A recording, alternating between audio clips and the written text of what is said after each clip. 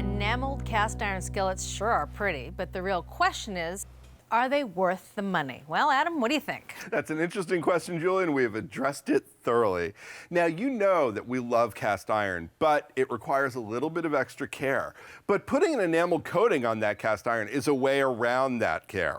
We gathered this lineup of 5 different skillets. The price range was between a low of $48.90 up to this $180 guy here.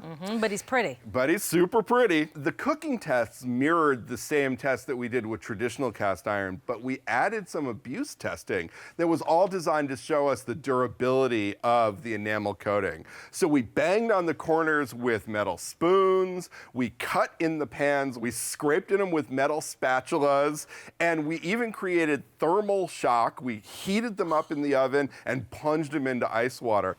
Most of them survived it without a scratch. This guy here got a couple of little cut marks from the chef's knives, but that was about it. In terms of the stick resistance, we had mixed results, and it depended on really what you were cooking and how much fat was involved. That was the key.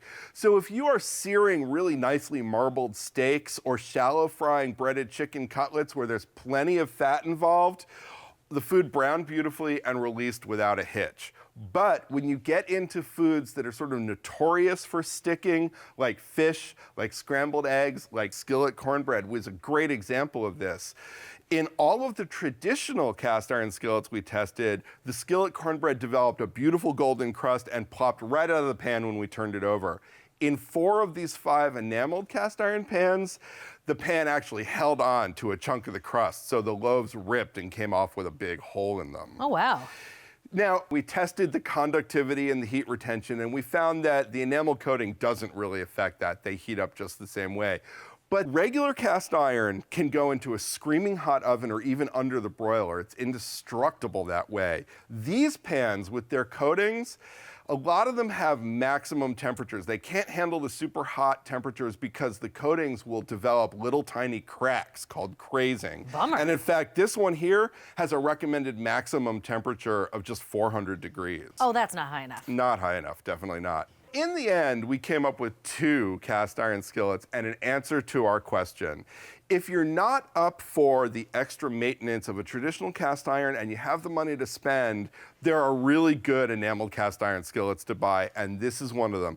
This is the Le Creuset Signature 11 3/4 iron handle skillet. It's a beauty, but this one's expensive. It's $180. Okay. In terms of the cooking test, right on its heels was the pan in front of you. That is the Batali by Dansk 12-inch open sauté pan. That one cooked nearly as well as this $180 Le Creuset, and that one is just $60. All right. So there you have it. If you're in the market for an enameled cast iron pan, you have 2 choices. You could spend the big bucks and go for the Le Creuset, or save some cash and buy the Batali from Dansk.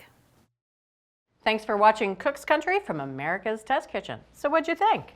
Leave a comment and let us know which recipes you're excited to make, or just say hi. Now you can find links to today's recipes and reviews in the video description. And don't forget to subscribe to our channel. See you later.